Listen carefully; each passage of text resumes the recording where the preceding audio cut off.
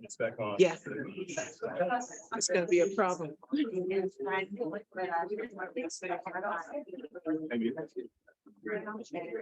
So maybe when you start looking at replays, I'll be here. Ready to start or?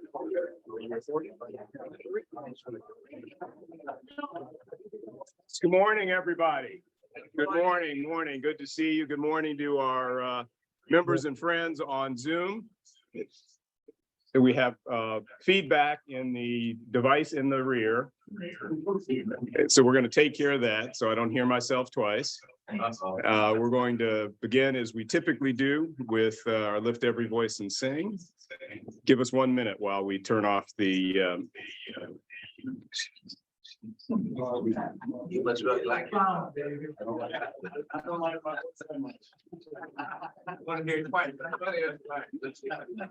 I will tell everybody while they're working on those technical difficulties, we get to the library 9 o'clock this morning, plenty of time to get all set up with all the stuff we want to do. And we're told that there's no internet. Fortunately, Marion had a hotspot or whatever that is. And so we are operating from the hotspot and telephones, and hopefully we'll get through the meeting and everybody can hear. And I think we'll be taking care of our problem with the Marion. Can we start Lift Every Voice and Sing? All right.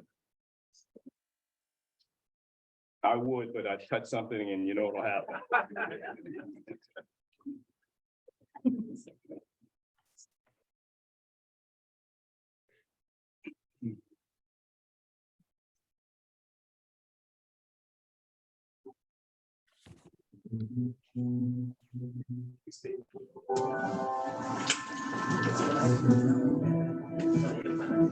It says Dr. Stewart.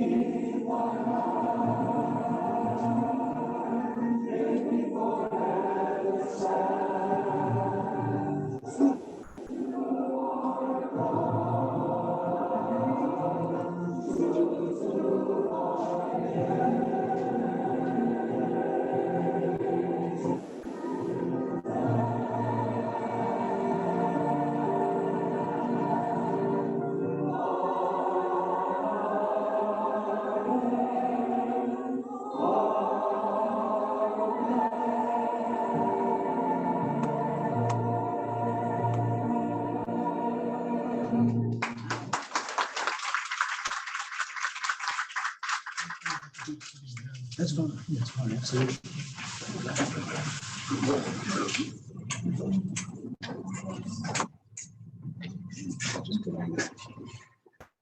So, good morning again, and I hope everybody caught the expressions of the children in the first segment of that. This is a version that I pulled off of our Black History 365. It's one of the embedded QR code links, and we'll talk more about that later. But I think that's the Chicago United Choir, and it's marvelous. I'm going to be your moment in history today. We had Attorney Littlejohn scheduled, but we're going to do that in February. But it also gives me an opportunity to talk to you about this very important Florida statute on the teaching of African and African-American history. So I'm going to ask Marion to pull that up, and we'll get started.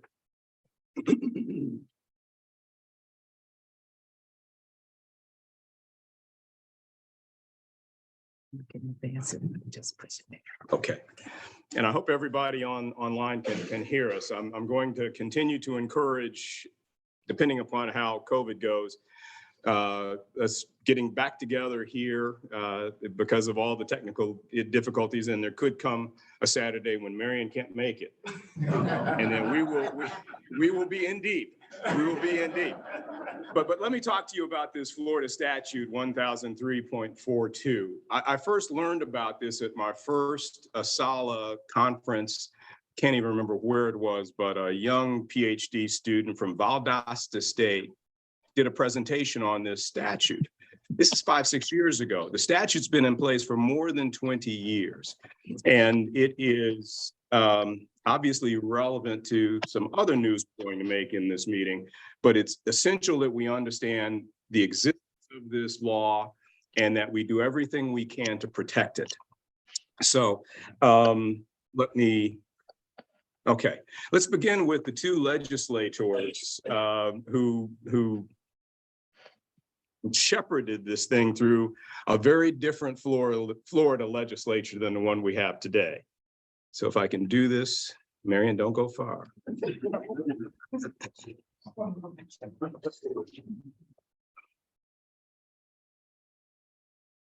I have to. Hello to everyone. I'm State Representative Rudolph Rudy Bradley, and I'm one of the legislators who sponsored the bill that was passed by the Florida State Legislature that requires that we teach African American history as an offering within all public schools in the state of Florida. I'm very proud of this bill. Now, I'll tell you why. If our young people are to understand where they potentially can go now as well as in the future, it's very important that they understand where they come from. It's important that they understand their heritage, and it's important, therefore, that they study African-American history. African-American history is very, very rich, and I'm sure that all young people are going to learn some new and exciting things about their ancestors. They're going to learn some new and exciting things about themselves as a result of them studying African-American history. And our other congressman or state rep. Hello there, I'm Senator Jim Hargrave, and it's a great privilege for me to discuss with you the new CD that you're about to view, that African-American history. One of the greatest I've had as a state senator in the state of Florida is to have participated along with Representative Bradley in sponsoring the legislation to require the teaching of African-American history in the schools of Florida. I believe that it will help our young people in the state know their history. As I stated on the floor in the Senate, you can't know where you're going unless you know where you're coming from. I also believe that you can't teach the history of America truly without teaching the history of African Americans as a central part of it. And for that reason, I'm very proud to have participated, and I hope the viewers of this CD have a great experience.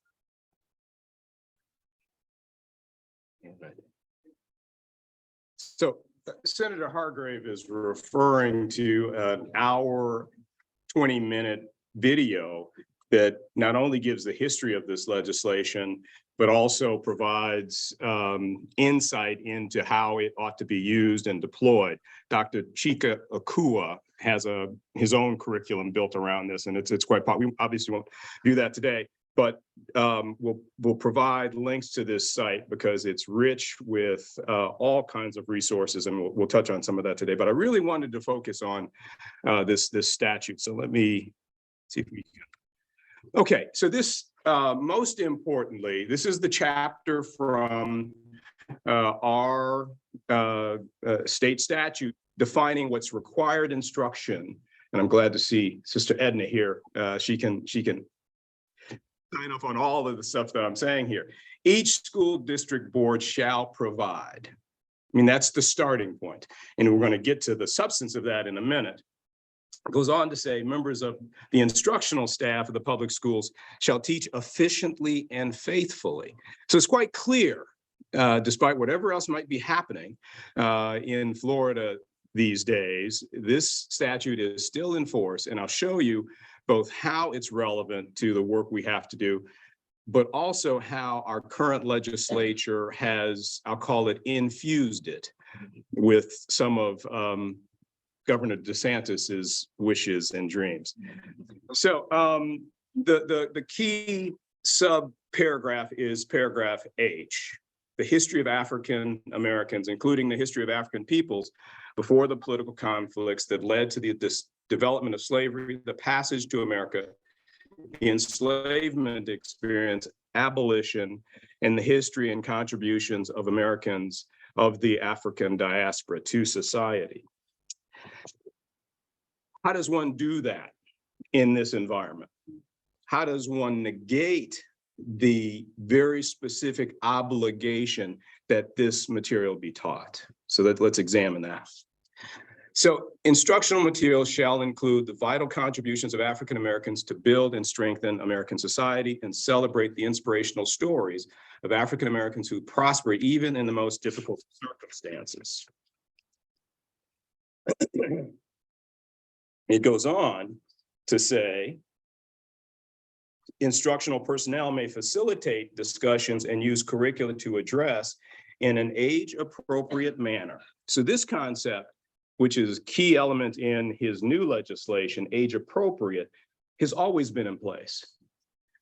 Edna would tell you any competent teacher is going to deliver age-appropriate. You're not going to teach 12th grade history to third graders. It's simple. So this is built in.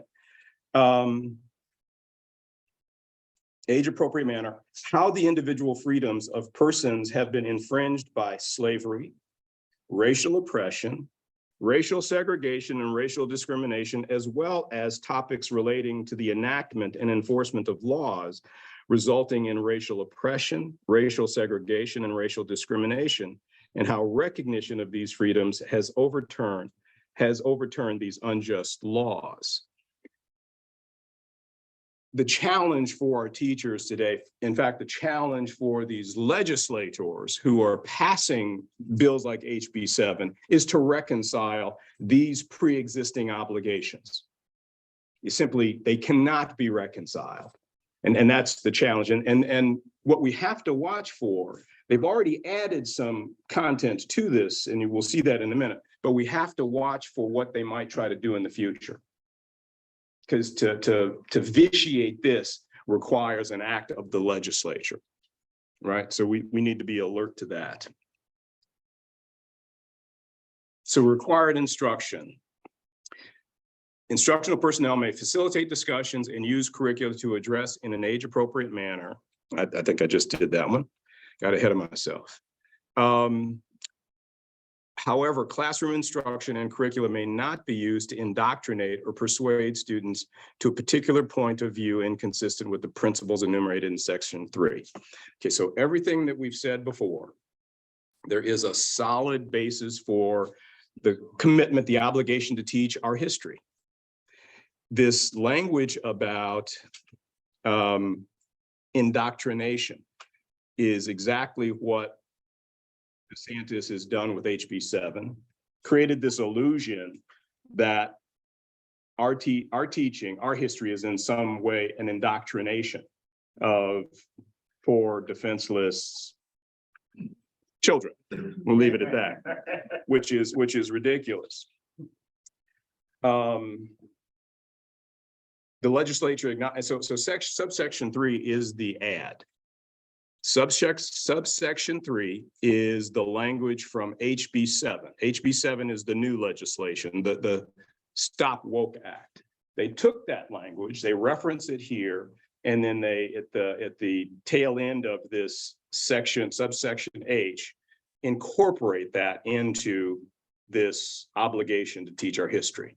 So you see what they're trying to erode that obligation, modify it, weaken it by adding these 8 or 9 thou shalt nots into this language. But when you look at the language we've just reviewed, the very, very strong commitment that this history be taught, and that in teaching it, you must consider race, racism, the implications of all of that. That's where the contradiction exists. But let's look at what he's done here in this. So this is subsection 3, or is it 3? And these are only partial statements from that, but it begins by saying the legislature acknowledges the fundamental truth that all persons are equal to law and have inalienable rights. Accordingly, instruction and supporting materials on the topics enumerated in this section must be consistent with the following principles of individual freedom. That's the catchword that he's used, is I'm proposing this legislation as an act of individual freedom. What does that mean? I'm not sure when you look at what precedes it, which is a very direct commitment, clear commitment to teach our history in all of its glory and horror, which go hand in hand because that's our history, with this issue of individual. So where's the individual freedom being abrogated?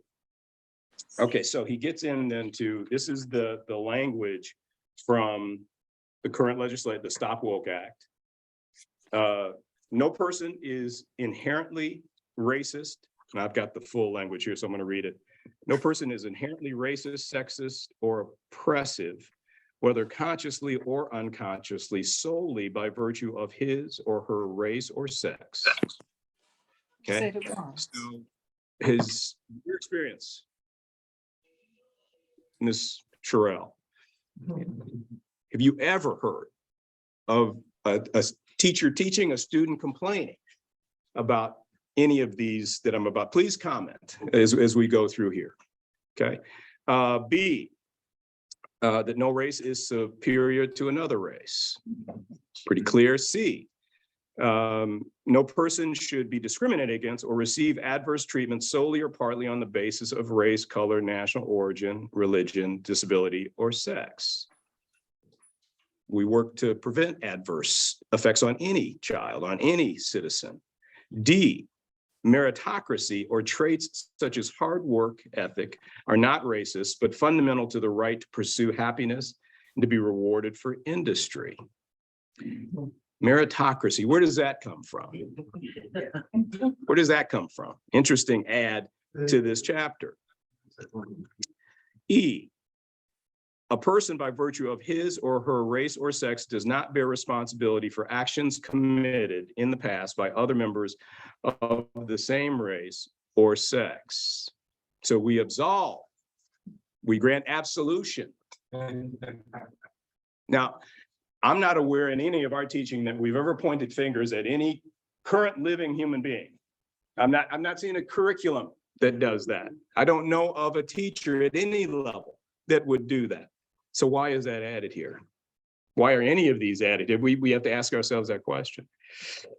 And I think the last F, a person should not be instructed that he or she must feel guilt, anguish, or other forms of psychological distress for actions in which he or she played no part, committed in the past by other members of the same race or sex. How are they all? These are the provisions Powering on. to this 20 or more year statute that have been added by our governor and by the legislature. And it's unfortunate. So we see what we're confronting. We still have absolutely firm ground to stand on to assert that our history needs to be taught in the public schools, taught in a truthful way. But we know that what HB 7 does is to muddy the water, terrify teachers. And if they were inclined to teach it before, they certainly are not. If they were not inclined to teach it before, what a great excuse we have. I don't want to be sued. I don't want to be subject to any lawsuits. So I just wanted to, the Commissioner's Education African-American History Task Force. Let me just say a little bit about this. So within that core Florida Statute 1003.42, they create and again, you got to go back 20 or so years when different governor, different legislature, a commissioner's task force was created that then encouraged the 60 or however many counties there are in Florida to create their own task forces to encourage the teaching of this history. There are, and that same task force still in place, still operating, has recognized, I think, 9 Florida counties as exemplary in the teaching of, and that's the goal, right? To be exemplary in the teaching of African-American history. Manatee County, just before this current era, was en route to being, they had created a task force and they were seeking recognition by the school board, heading toward, improving the teaching of this history and becoming exemplary. We went to that school board meeting all of last year, made presentations. We were part of the task force. And in May of last year, the task force report was approved by a different school board than they have today.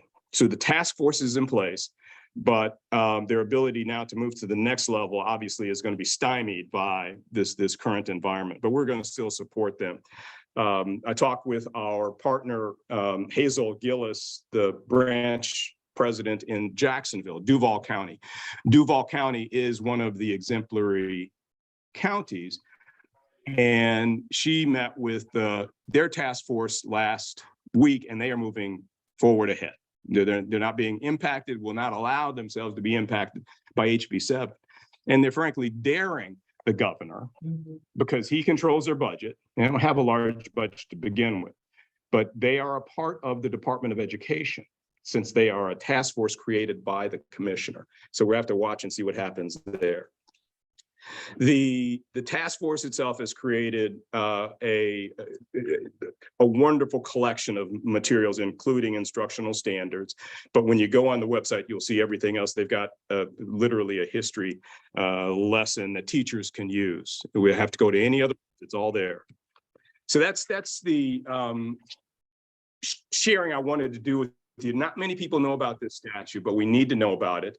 It's the basis on which we operate in the schools, and we plan to continue operating, notwithstanding what HB 7, the governor or the legislature might argue. So that's moment in history. I wanted you to see those those courageous legislators who pushed this thing through, and to be aware that we do have a found Florida state constitutional basis to demand that our history be taught in our schools. Any questions before we move into the business part of the meeting? Oh. Yes, Brother Young. Yeah, David, could you just spend a minute explaining the advanced placement argument that's going on, and how the debate will or will not influence the college board and their decision how to structure the program? Yeah. So Harold is obviously making reference to the news reports. Let's see if people on the Zoom can hear. They can. Okay, I think we're up, but let's leave the mic in the audience. You also saw the report that the governor had. She said they can't. All right, I'm sorry. So Harold has asked about the governor's decision to block the AP African American History course. I don't think we need that, do we? Yeah, they needed it. Okay, That's African American Studies course. When we were at the College Board is the entity that creates these advanced placement courses, and they've been in place more years than I know. But high schoolers use these classes if they qualify and can gain, credit as college students in these. And there's a whole host of these courses. And so we've known for a while, and Jim Stewart probably knows more about this than I, that they've been working on this class in African American Studies. There was a College Board booth at the Montgomery Convention back at the end of September, and many of us spent some time with them going through the outline. And we were excited to see, in fact, I had to keep my wife from trying to steal the outline. It was the only one they had. We were really encouraged by this. And so this has been coming for some time. And as I think is a normal practice, Jim, they pilot these, new classes to select high schools. And our governor has said that I think his term was, it was inexplicably illegal and without any educational value. Without educational value. They first issued this with just an unsigned letter, and then they got blowback, and then there've been some explanations as to what issues they have with it. The issues they have with it, of course, is it deals with Black life, history, and culture. End stop. Yeah. And so the College Board, I think, has been pretty objective, and they haven't, wisely probably told us how they really feel. They're going to continue with the development of this course. We're the ones who are going to be disadvantaged. Our students who would have liked to qualify for that. And so, Sheila McCoy is just saying that Dr. Z is here online, and she teaches CRT at New College. She's able to personally speak on that. Dr. Z? Oh, Z. Okay. Does she have a comment to make? Does she have a comment to make? Ask Sheila.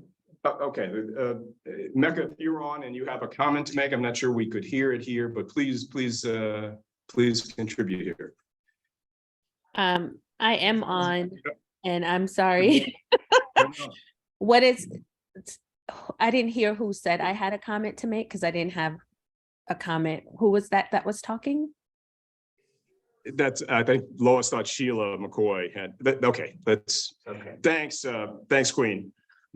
All right, Harold, I don't know if I answered your question, but. Well, I guess the question goes to whether or not the College Board is going to be influenced by the rhetoric. I doubt it. I doubt, again, I don't, Jim, do you have a view as to whether what's going on in Florida is going to affect the college? You've got 49 other sane states, right? Over 10 years ago, Jackie Woods and I volunteered to go and as a rock reader, as they call them, at Emma Booker Elementary School, representing Asala with the children.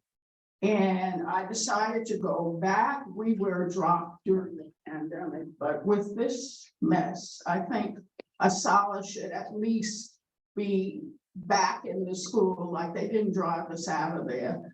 Not that I'm going to teach. Say who you are. No, identify yourself. Is that, Bob, is that what you're? No, Mike's not, just say who you are. Say your name. I'm sorry, my name is Lois Green. And Jackie and I have been representing Asala at the school for well over 10 years, but we were dropped during the pandemic. So I'm going back, but I'm sort of avoiding all the issues because I'm going back to the kindergarten. So I don't think I'll get in trouble with whatever I say with the children. I don't want to overstep the authority there in the school, but I think we should be a part of it. That we, nothing says that we can't go, at this point. And we have to take advantage of whatever we can do. So I'm going back. I'm not sure about Jackie, but I'll be back there. Thank you, Lois. Any other comments or questions? Just a comment, you keep hearing the word guilty, by teaching. I don't think anybody would feel guilty unless they felt the same way as their ancestors felt. Thank you. Thank you, Dr. Ray Taylor. Any other comments or questions in the back? Paul, grab this one.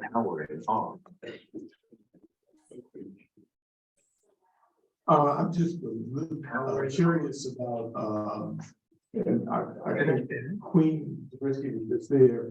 You know, there's obviously what's happening. Secondary education is critical, but the attack on higher education in the state of Florida is unprecedented. And so even though the public colleges, the presidents of the public colleges of Florida made a statement last week that was problematic under the best of circumstances. Obviously, new colleges having issues, but the suppression of factual information about people of color, not only with respect to contributions of across the board, but there's clearly an attack on the contributions by people of color that happens to be bisexual and gay. And so there are a number of different issues, and I'm just hoping that the discussion will involve participation in action at the higher education level, because what's happening is unprecedented. It is reflective in approaches to education, even at the private colleges. So Thank you. For our Zoom audience, would you identify yourself? Brian Jones. Thanks, Brian. All right. Any other questions or comments? I think Dr. Risky is ready to speak now. Okay, well, I got clarity on what was. good morning. We'll put this microphone so they can hear you better. All right, go ahead, Queen. Hi, everyone. And I didn't hear anyone mention this, but there are two things. I think you all may know that last week on the 25th, they had a rally in Tallahassee called Stop the Black Attack. And so there's a video of that rally, and I can share it with folks if people didn't see it. Dining room. But one of the things that came out of that rally is that one, they're going to do another one on February 15th. They think they're planning to do another one, but also that they are talking about a lawsuit, right, against what's happening in Florida in terms of the AP African American Studies course, because absolutely, as everyone says, and you know, what's happening is ridiculous. And the idea that, you know, for example, I think the previous speaker talked about or reference, I think I heard the previous speaker reference, you know, the assertion that, you know, what is Black queer theory doing in an African American history course, right? Like that, you know, we've had amazing folks like one of my professors was cited in an article talking about Baldwin and Audre Lorde. And, you know, so we have this, you know, and Bayne Rustert, right? So we have this amazing history that, you know, the folks who are making decisions clearly, you know, are not, don't know, right? And are not understanding and don't care perhaps.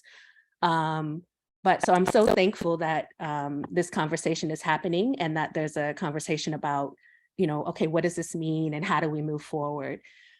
I think, you know, we'll see how things play out. We have our Board of Trustees meeting on the 31st. And one of the items on the agenda for that meeting is the Office of Outreach and Inclusive Excellence. And that at the college is the main office through which much of the equity and inclusion work and the diversity, equity, inclusion work happens, but not just that work. And so that is going to be on the agenda. And, you know, we have board members who are trying to get rid of that important office that does a lot of work and connections in the community. As you all know, Bill Woodson worked very closely with Asala when he founded that office. And, you know, your lady Rosario Hernandez is the dean now, in that office and trying and continuing some of those outreach efforts, but also continuing to try to make sure that the college is a place where all students can feel that they belong equally at the college. And so, there's an effort to undo and to stop that, and that's an agenda item. So, I mean, the Board of Trustees meeting is open to the public. So if folks are available, the deadline to make comments has passed, but still having folks in the audience, if people are available, would be great. And there are people who are planning to speak to that because, in addition to the curricular implications of what's happening, there's definitely an effort to roll back all of the work that has been done to make sure that everyone can thrive and have equal access to the resources at the institution. So definitely, if I'll try to connect with David more, but if people want to support the efforts and the organizing that's happening, please reach out, and definitely we want to be in conversation and collaboration. Thank you, Queen. You're welcome. We need to move to the other, we'd love to talk about this all day because it's rich, but Brian, I add to your comment, if I recall correctly, those group of Florida presidents essentially acceded to the demand that they either shut down these DE&I programs or promise not to teach critical race theory, something along that line. So, Well, indeed, more insidious than that. We're talking about position attack. I mean, they went through and did a statistical breakdown on the amount of money that's been allocated to hire officers for diversity, equity, and inclusion. It's much more insidious than one might consider.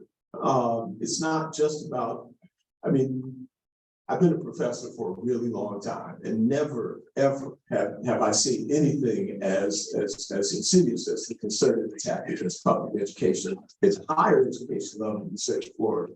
So you're really limiting, you're limiting discourse. It is becoming all pervasive.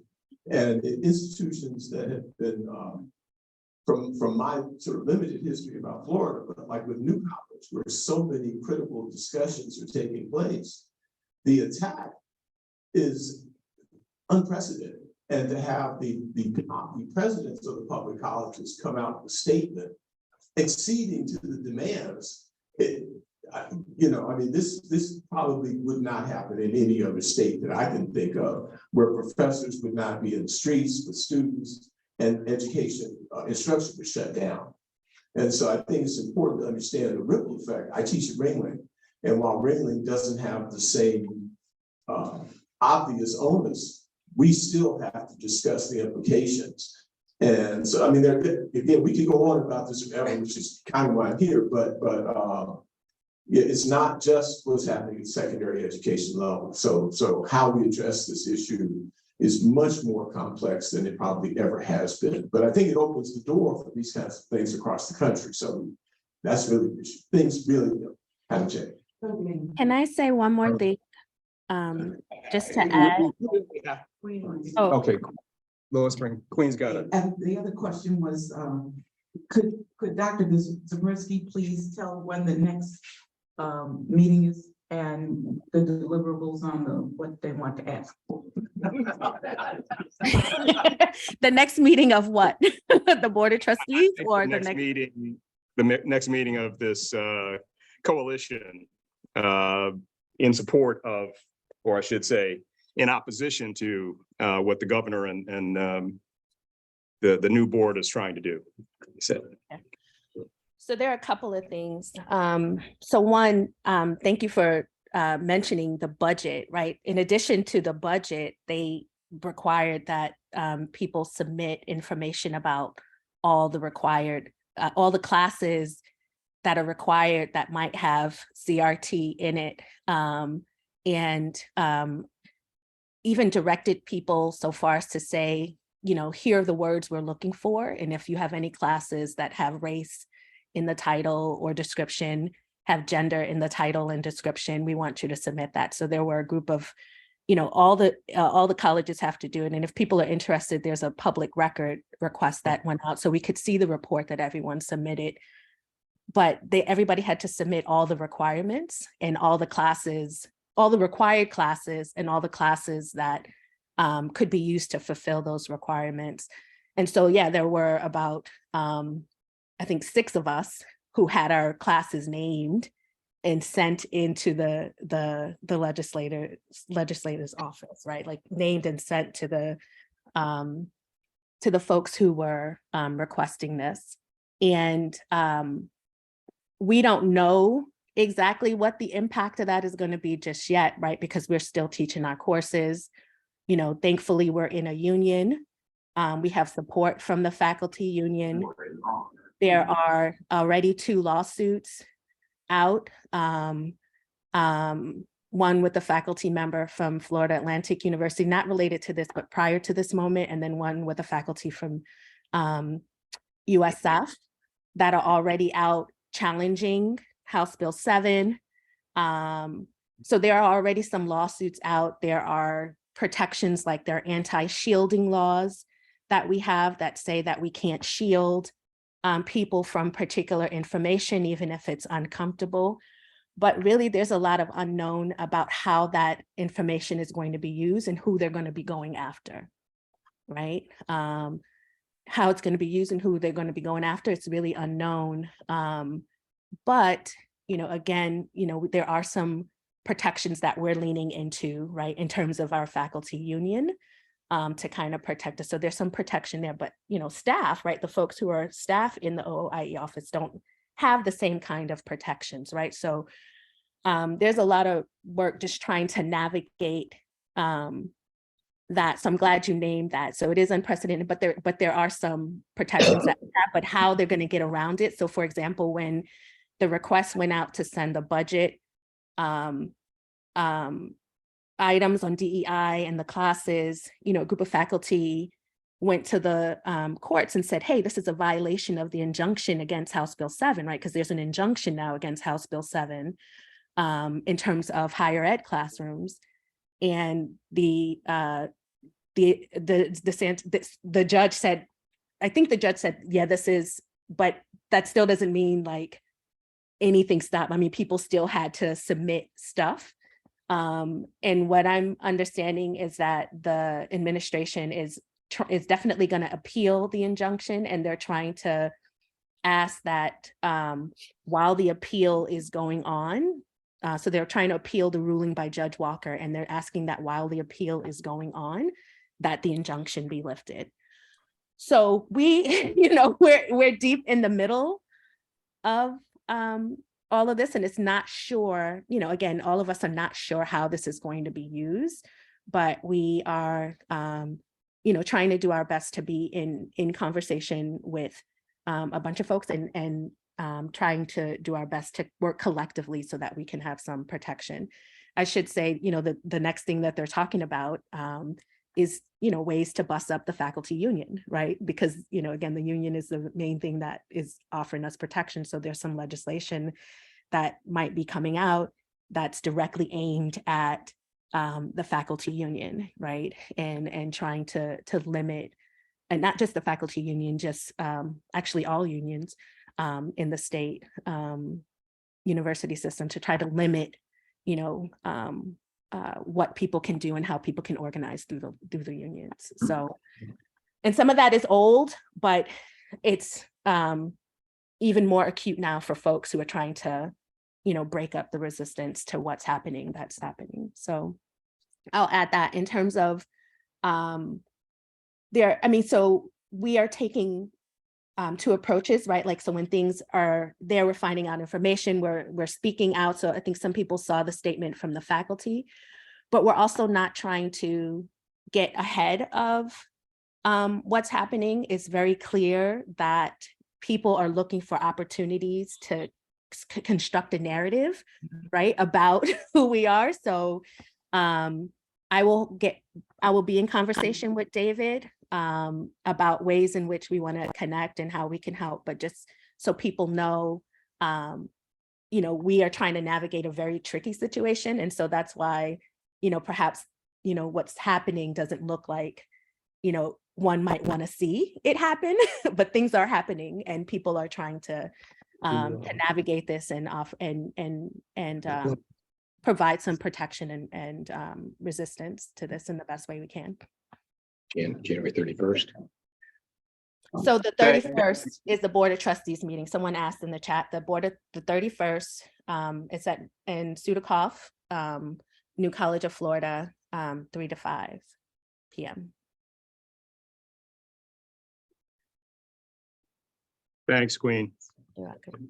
Marion is trying to pull up a document that Dr. Gaines just shared with us. We may not be able to do it, but we'll get it to the membership.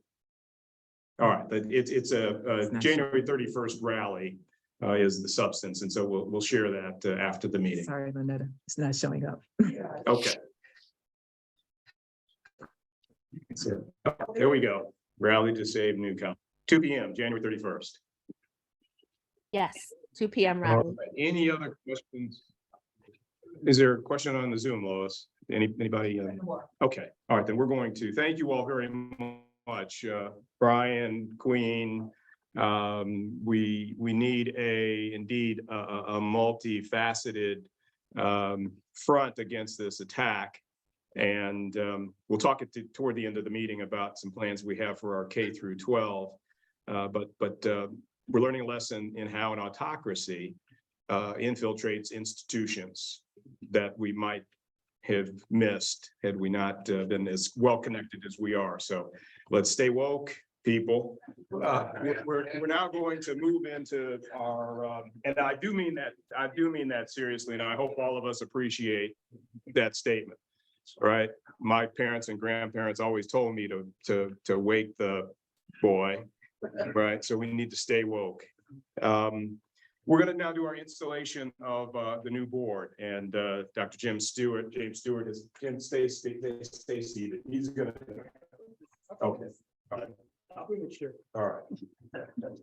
Let me ask all the officers who are going to be installed to come join us up here in the front, maybe behind the table, and. Those of you on Zoom, stand at your kitchen tables or whatever. And before I do this, I have 3 quick comments about the previous discussion. One, only 15 of the 67 counties were actually implementing the existing legislation. So, the second comment is on the AP course. It focuses on African American studies, and as a result of that, the National Council for Black Studies is finalizing its statement regarding what's been happening, and that should be out sometime next week. Thirdly, on the New College situation, I was a trustee of New College till January 25th. So when Governor DeSantis initiated his takeover, he was able to appoint 6 trustees out of 13. But my term ended on January 6th, and they refused to reappoint me, and they put another DeSantis person in, which gave them a majority. That's how they'll be able to move forward. So, okay, we're not going to begin the ceremony for the installation of officers for the Minnesota branch of the Association for the Study of African American Life and History. There's a picture of Dr. Carter G. Woodson, a candle, and several journals of African American history on the table, and a gavel is also placed as well. On this day, January 28th, 2023, the Asala Minnesota Branch will install the officers of the organization. In 1915, a scholar and visionary, Dr. Carter G. Woodson, established the Association for the Study of African American Life and History to promote, research, preserve, and disseminate information about Black life and culture in the global community. The Minnesota Asala Branch has elected you as our leaders. The outgoing leaders have served us well in their positions, and the members of our branch offer thanks and appreciation. For the next 2 years, some members of the outgoing officers will serve us for another term. And we thank them for accepting that responsibility of leadership for another term. All of you will carry on the legacy of our founder, Dr. Carter G. Woodson. Good leaders are special people. They can view the situation, recognize the need, and often motivate the necessary action. And of course, that's particularly relevant to our discussion that we just had. They understand the importance of teamwork and cooperation. This is your charge. On this table is the picture of our founders I mentioned. It is to remind us of his scholarship and knowledge and the truth he brought forth about our lives and our history. The journals of African American history are here to remind us of the importance of education to young students. Again, an issue that we were just discussing. The candle in the middle symbolizes a beam of light that shines on the world because of the contributions made by Black people. And finally, the gavel symbolizes the authority and right to act officially that we place in the hands of our leaders. The installation of newly elected officers to serve the Minnesota branch of Wasalla is both a joyful and solemn occasion. We congratulate them and look forward to their new vision. The following officers have been elected to serve a two-year term. The President, David G. Wilkins, who is returning for another term, who's provided outstanding leadership. Our first Vice President will be Harold Young, who is working in a variety of different organizations in the Sarasota area to promote equal justice and liberation for people of African descent. Our second Vice President is Rita Smith, who's well positioned, particularly in the Minnesota County, and we've been very active in membership. Our recording secretaries are long-term Robert and Carol Whitfield. Our corresponding secretary is David Harrelson. Financial secretary is historian Amanda Sherrill. Brittany Wilson, head is of the executive board of Frederick White and Mike Weddle. The education committee chair is Mary Crump. We got a lot of officers.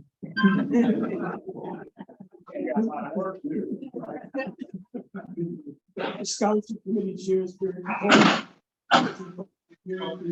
Cole.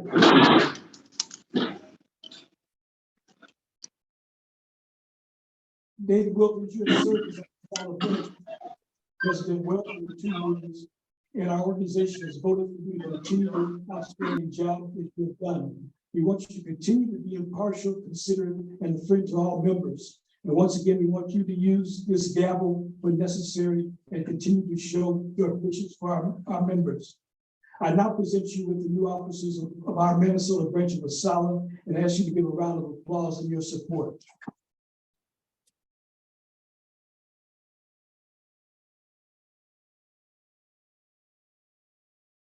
That concludes the installation ceremony, and I turn the microphone back to our president, David Wilkins. Thank you.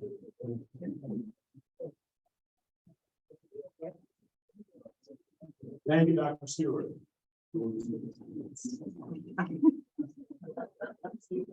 Our 2023 convention annual meeting, our theme will be Black Resistance. And I could not have thought of a better, more appropriate theme. I'm sure 2 or 3 years ago when this was thought of, no one could have imagined we'd be facing what we're facing. So it is a important reminder for us. I think my president's report. All right. And you don't need to, we'll just get in with the rest of it. So I want to thank Mary Jackie Davis, Lynetta Gaines, Marion Black Ruffin, Jean Crump, and Alan Morton. These are our outgoing officers. Alan, I think, served at least 2 terms, if not more. Jackie served 2 terms as financial secretary. And other. Well, I have been the historian, I have been whatever they have me to do. We will miss them all, but particularly that lengthy service. So thank you. And for my report, I've got touch on a number of things very, very quickly. First, our minutes from the November 19th, 2022 meeting have been received, accepted. I believe they were attached with the meeting materials and will be received subject to any corrections or additions. We have, as a joint board, met in transition planning on the 14th of December and January 11th. I am extraordinarily pleased to be serving with this board. I said to them in both those meetings, my theme for this next 2 years is volunteerism. We need more of our members to join and to get busy. You see the issues we've talked about here today, and this is one dimension of the challenge faced by communities of color in this country. Our mission is indeed to promote, preserve, research, interpret, disseminate information about Black life and history globally, and certainly within our region here. So I'm going to be persistent in chasing down potential volunteers. We need heads of committees, we need members on committees. And so please don't be surprised if it's Wilkins on the phone again, calling to recruit, because we can't, it's a marvelous board. And as Jim said, we've got a large number of officers who cannot do it all, cannot do everything that we're proposing to do. We need a rebuilt fundraising committee. Ray Vicks, our new treasurer, has pointed out the benefits of a finance committee that we have not had. Alan's done a marvelous job, but he's been a one-man band pretty much. And so we're going to be looking for, you don't necessarily have to have finance background, but I think Ray would appreciate that if you do. So we need a finance committee led by Ray. I know that Brother Paul is working on recruiting some arts and culture. This community is all about arts and culture, broadly speaking. And so we're right in the midst of that, and Paul just needs more assistance. My daughter set up a Facebook and Instagram account during the holidays, because she wanted to show me how easy this was for Asala to have a Facebook and an Instagram account. So I'm sitting next to her, she's showing me all this, and she got it all up and she posted something on there and looked at me, and I looked at her and I said, okay, so what now? So we clearly have an opportunity in social media that we cannot fulfill without someone other than me, obviously.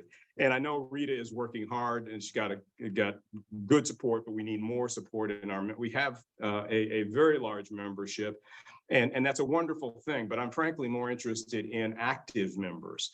I'd gladly accept a smaller but more active group of members. Now, that's not to decry. I'm sure National wants as many members as we can offer up, but I'm more interested in folks doing the work.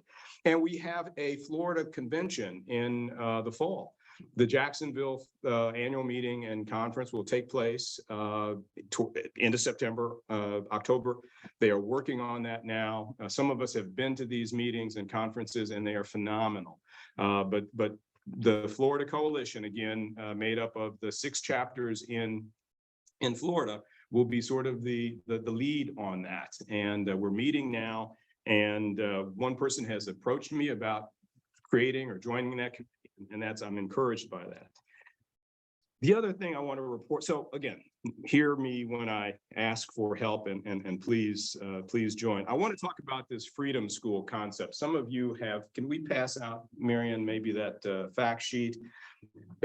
We've been talking about how do we address the legislature's challenge to the teaching of our history. We've heard some today broadly about the statute.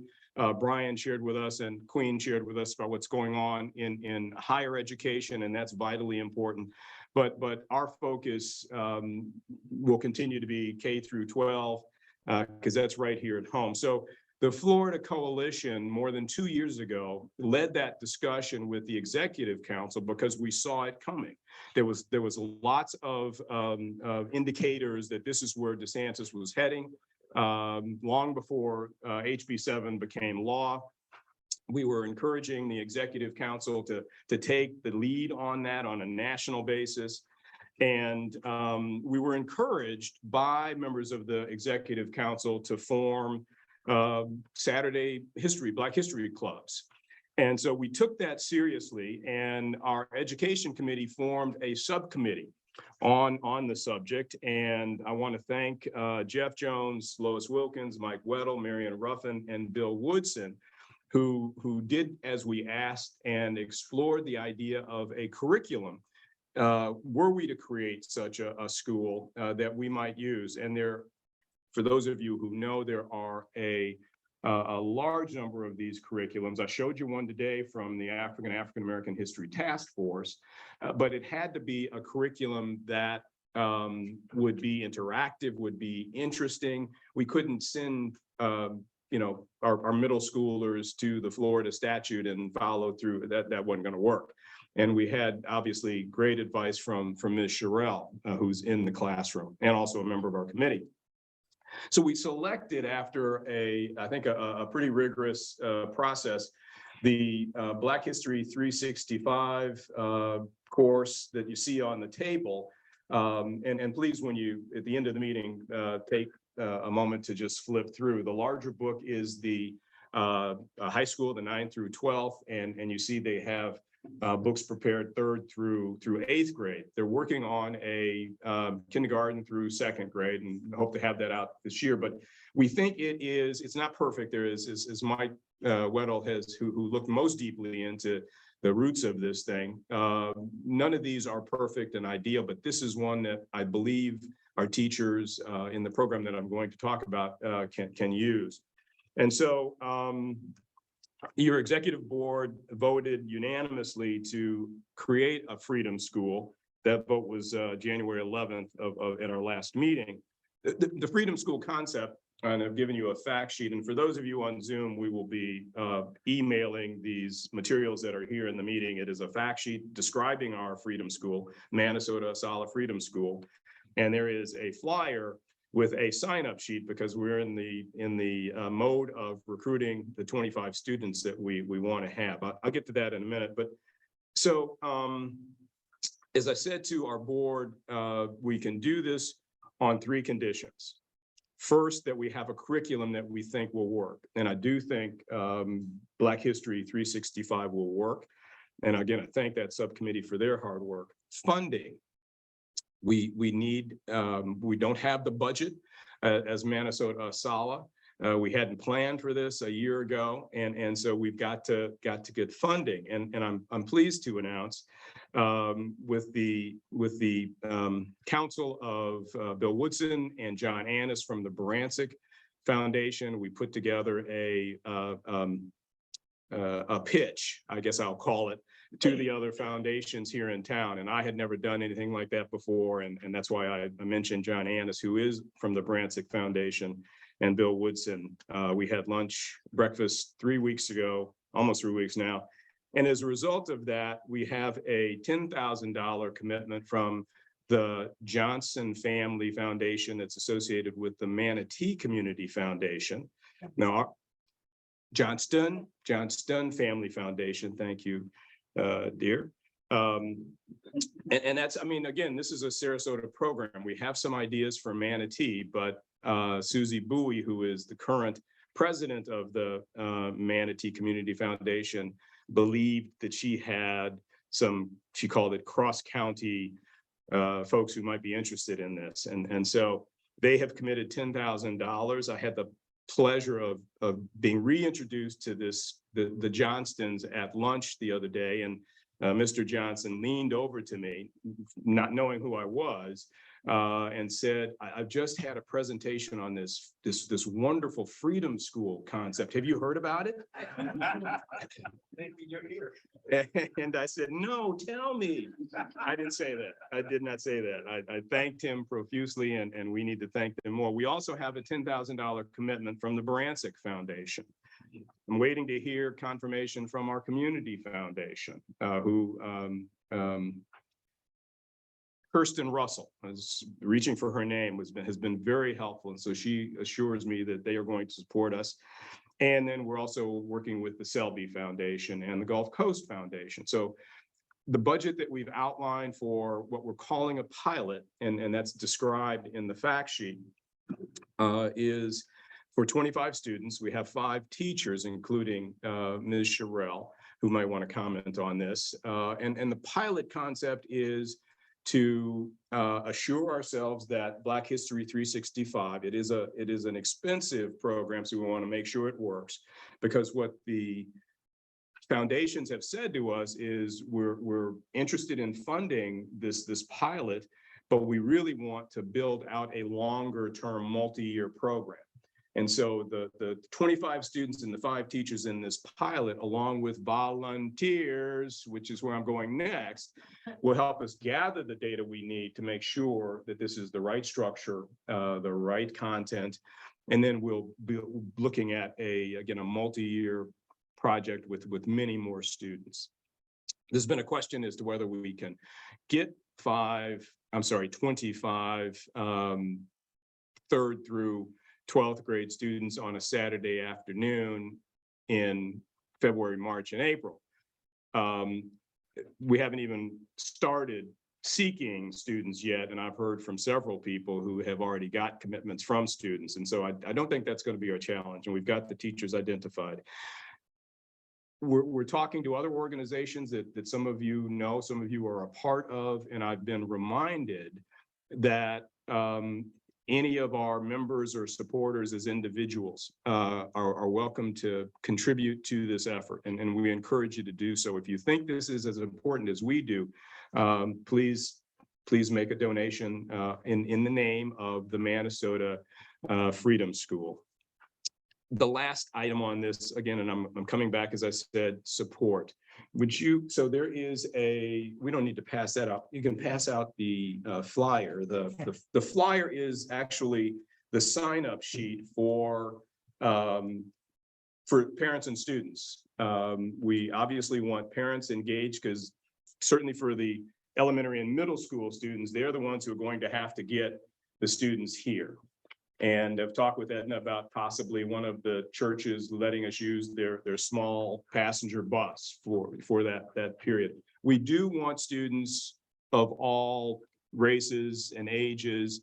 And so we're going to be reaching out to all of our partners, but we need volunteers, and there is a sheet that I'm not handing out. It is a volunteer form. Again, we will get that to those of you on Zoom, but for those of you in the room, I know you think this is a phenomenal idea, and I know you will rush the table at the end of the meeting, but we do want to start soliciting volunteers. We're looking at 10 sessions here in Betty Day Johnson, beginning February 18th, running through the end of April. We're going to serve lunch. The teachers will need assistance. We want people who can observe and make notes, observations about how it's being received. We're going to do pre-post testing to measure the learning gain in this subject with the students. And so there's lots of work that we can use help with. That is our Freedom School. And I'd encourage everybody, if you've got questions, let me know, but I encourage you more to get on board, join us in this effort. I'm confident it's going to be a success. It has to be a success, because I'm equally confident that this is information that all of our children need. And so join us in the effort, please. Edna, any comments from anybody? Questions? Anything on the Zoom? Lois, any questions in the chat, please? Seeing no questions, I'm ready to announce we're going to move forward with this program. Next on the agenda. Where is my agenda? Who stole your agenda? All right. Said who stole your agenda? Yeah, somebody stole the agenda. All right, let's get on with the rest of our reports. Ray, do you want to do our finance report now? Ray Vicks, thank you. I'll find my agenda somewhere. I've got one.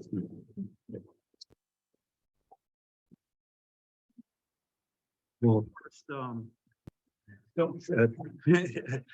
thanks. This is a great opportunity.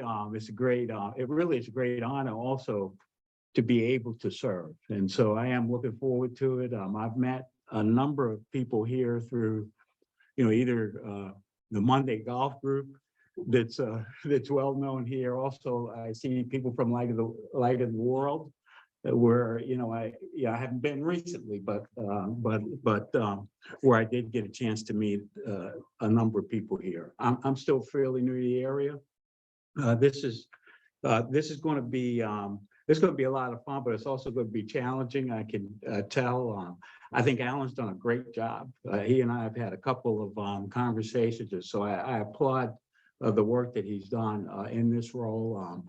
This fits with my background. I'm a CPA, and so I do work with a couple of organizations as treasurer, and I'm also on a couple corporate board audit committees. So this is kind of familiar type things for me. So let me.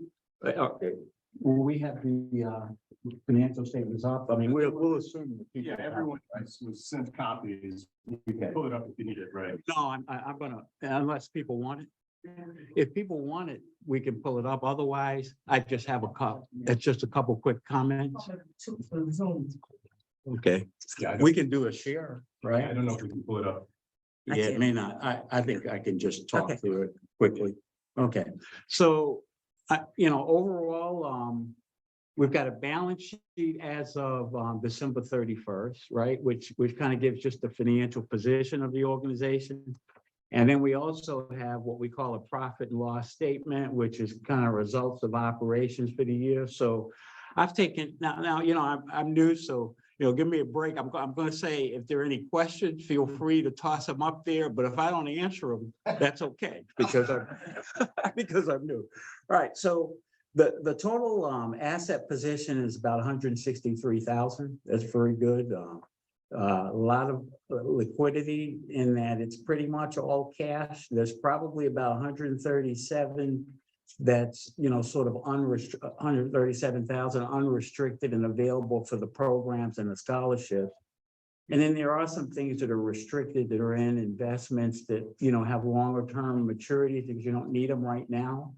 And so that's very good. I mean, I looked at it and I said, okay, the organization's in a strong cash position. Over the next month or so, as we have to wrap up a year and then we'll do a final report for the year. And so, Alan and I'll continue transitioning. We probably have a few things that we have to, flush through the financial statements at year end. And then we'll have, sort of a final version that goes into an annual report, I think. Okay. All right, so profit and loss statement, total revenues or receipts, and this is preliminary, but still 130,000 for a year. That compares to the last probably normalized year was 2019, right? Pre-pandemic. And total revenues that year were 131. So it's pretty much right on what would be a comparable year. The 20-year was at about 93. And 21 was different in that it was a large grant for a film program. So, it was 235, but that's not a normal run out. Okay. All right. And, expenses were pretty well managed so that for 21, expenses were about 179. For 22, they were about 121. Against the 130. So that's about 9,000 as a margin, right? We're not for profit, so it's not a profit, but it's a margin. And you need the margin for the mission, right? And so there was also a margin in 21. So that's good.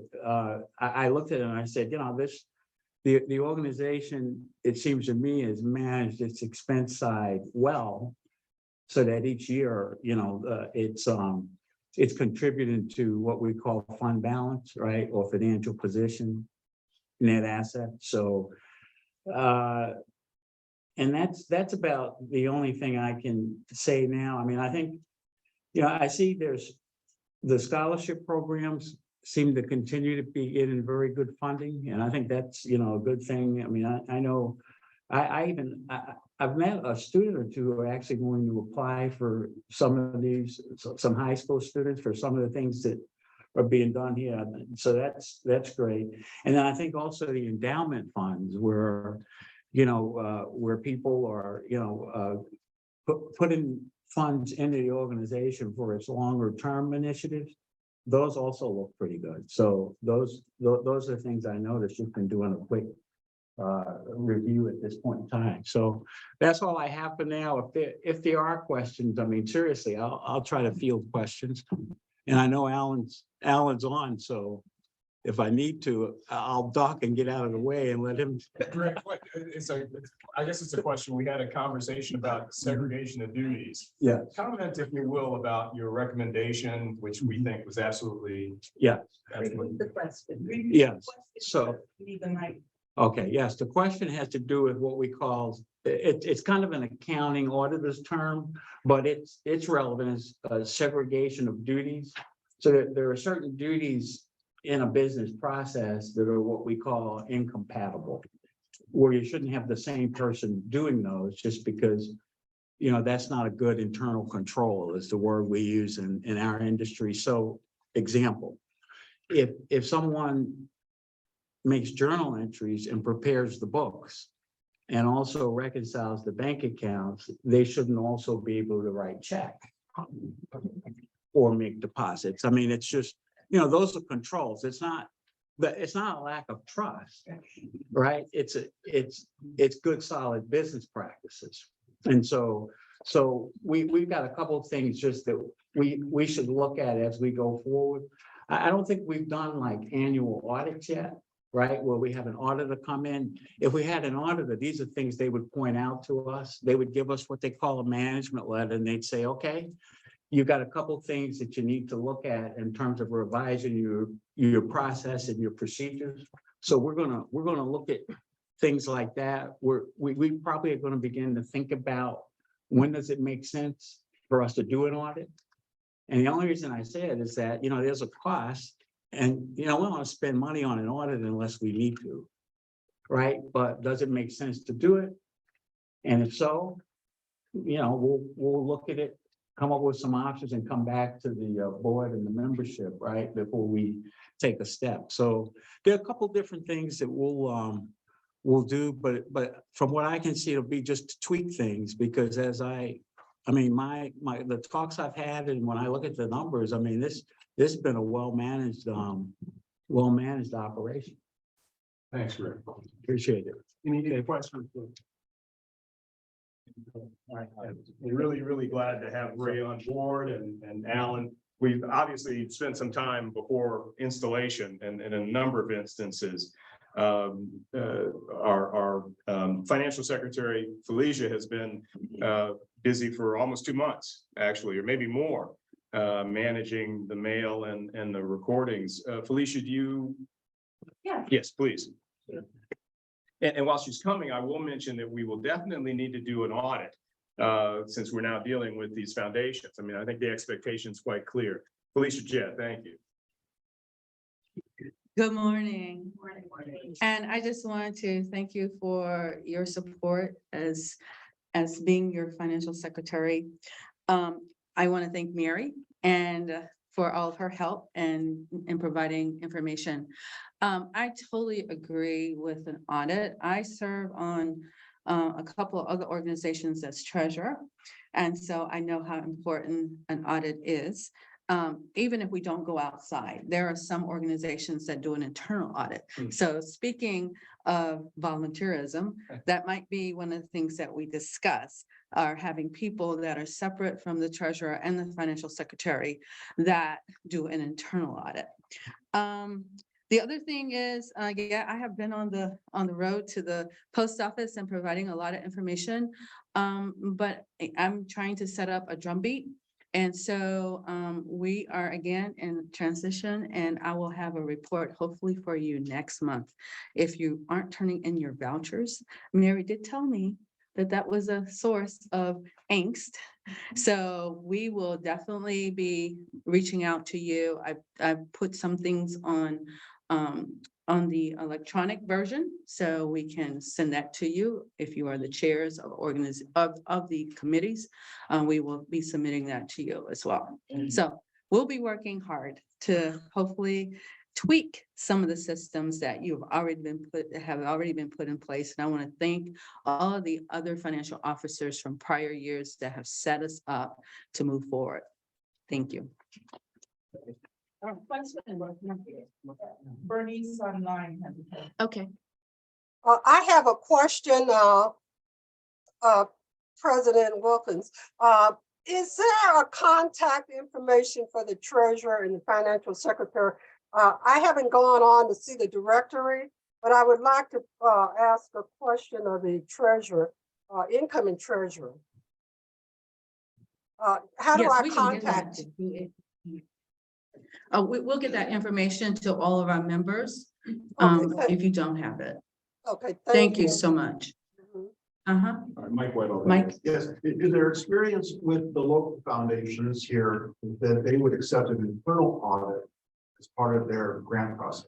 And that's something we will have to investigate. I would think, with the other organizations that I'm treasurer for, it depends on the amount of monies that come in. And it also depends on the organizations that are giving us the grants of what their requirements are. So that we would have to investigate that.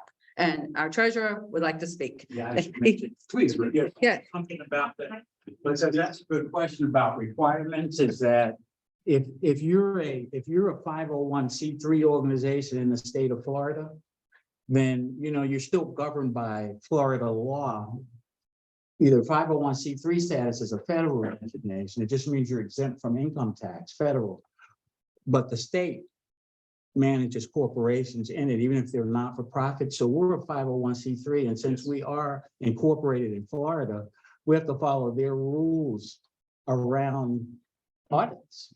So depending on your threshold of annual receipts, you may be subject to an audit by regulation, by law, beyond what a donor or a foundation may request of you. So, we'll have to go through a process. We'll have to take a look at our individual grants or contracts we've gotten from foundations to see if there's an audit requirement. We would probably know in advance because they tell us. And then at some point we have to look at our thresholds. I don't think I thought it was $500,000 a year as the first threshold. And that may not even be for an audit.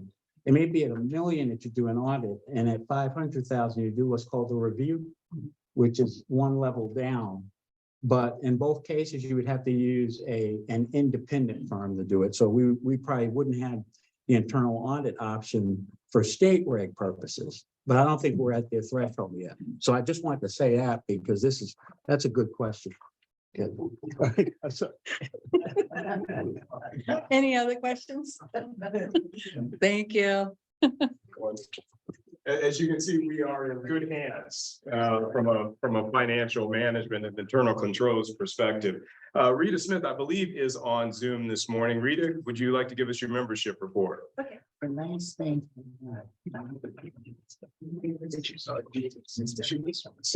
unmute. You may be muted, Rita. There she is. Rita's probably doing this from her office at work. We appreciate that. Oh, because she's not on our camera.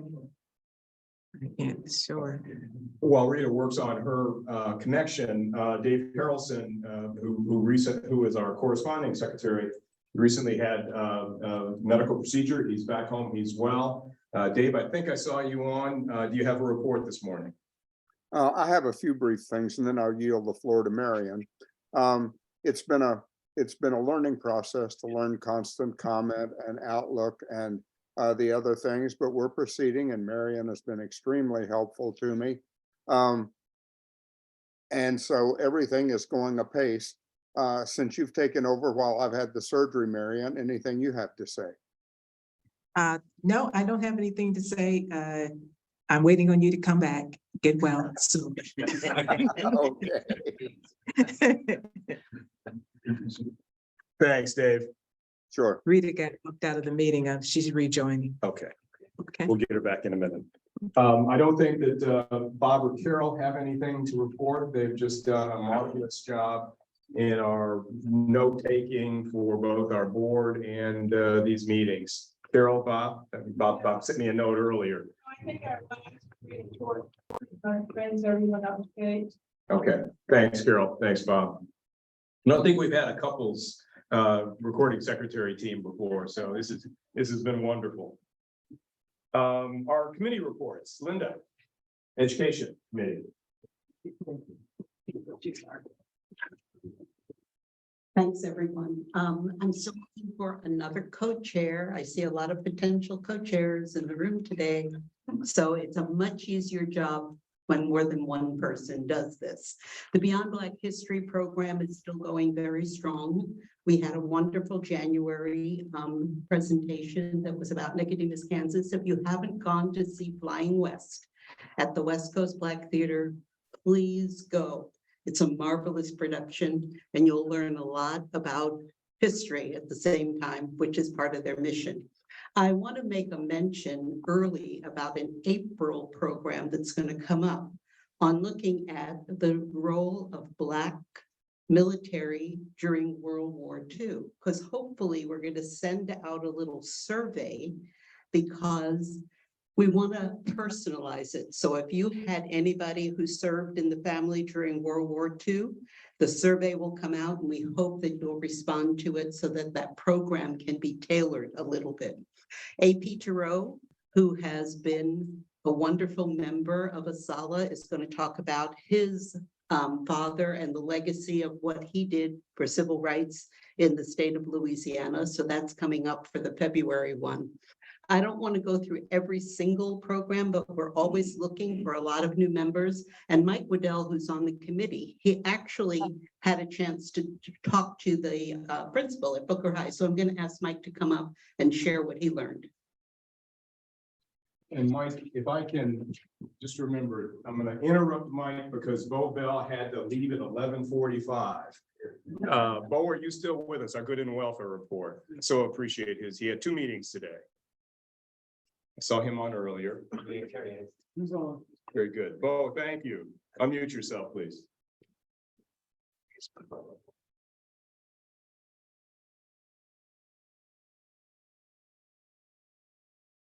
I'm on now. You're muted, Bo. Can you hear me now? We can hear you now. I have a very short report.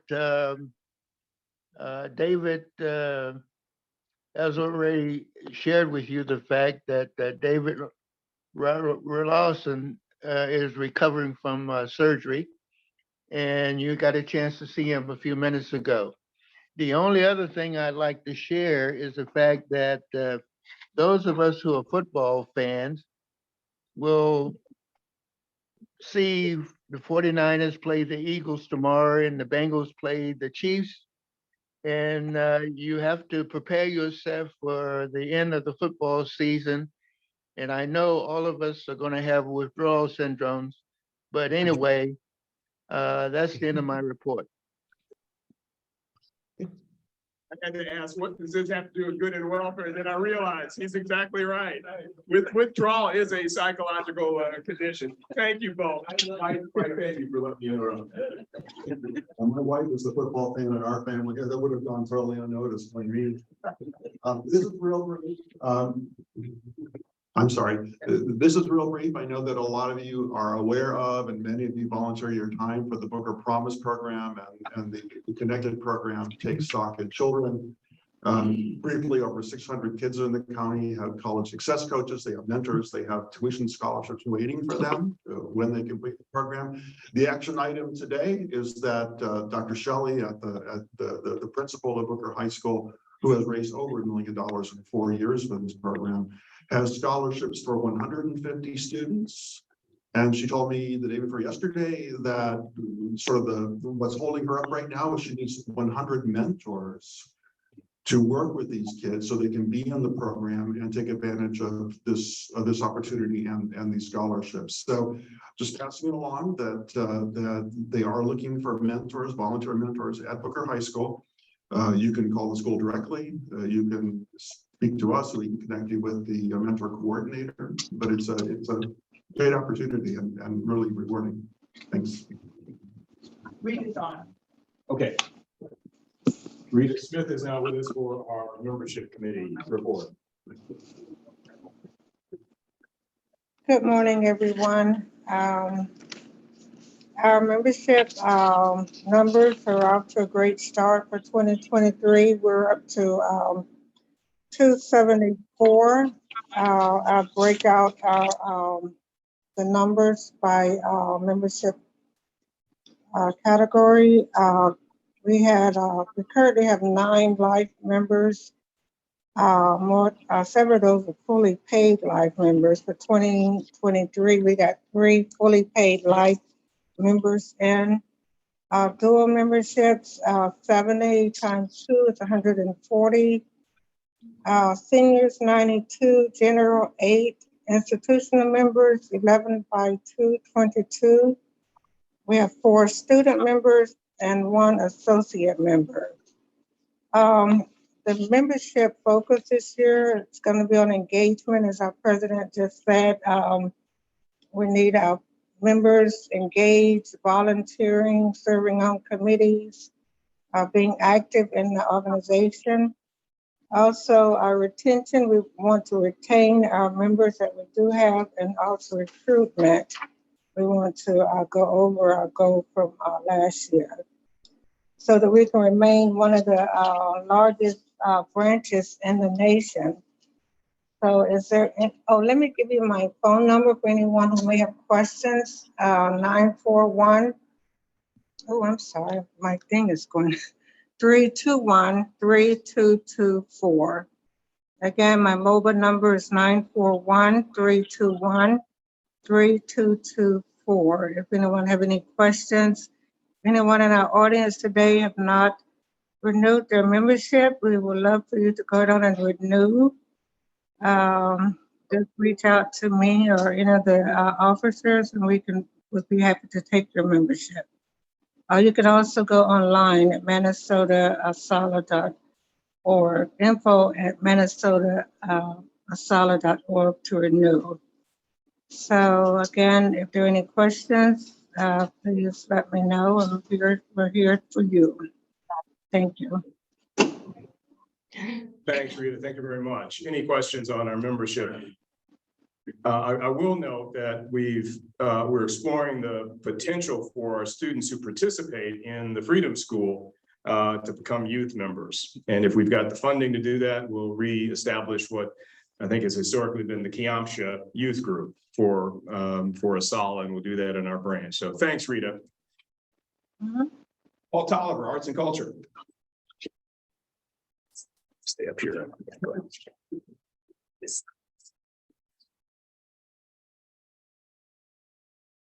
Give me a second, Paul. While we're setting up, I've got a few things to share with you, primarily because next month is Black History Month. I'll be right there. I didn't want to get in her way. So we'll start off. I want to thank Linda Trump for her plug for Flying West. That is a critical part of our culture, our art and culture. And our art and culture, as you know, is a critical part of our history and what it tells us. So it's my pleasure today to bring you up to date on what's happening in Black History Month. A lot of stuff is going on, and I'm going to take a few minutes. Bear with me. So starting off, I want to mention that I think Thursday night we had a celebration, and I got it. We're all right. Cool. Where one of our Seattleites received the John Sims Legacy Award from the Halo Foundation. Halo Foundation is a foundation that was instigated by John Sims, the late artist, great international artist who passed December 12th this year here in Sarasota. He spent his time between Sarasota and New York, a great artist. And Gail Fulton Ross received the John Sims Legacy Award from the Halo Foundation. They had a big auction just Thursday to raise funds for the foundation, the Halo Foundation.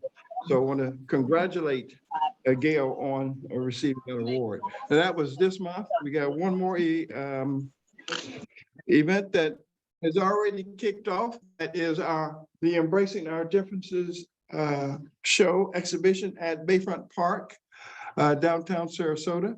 It is a art exhibition that honors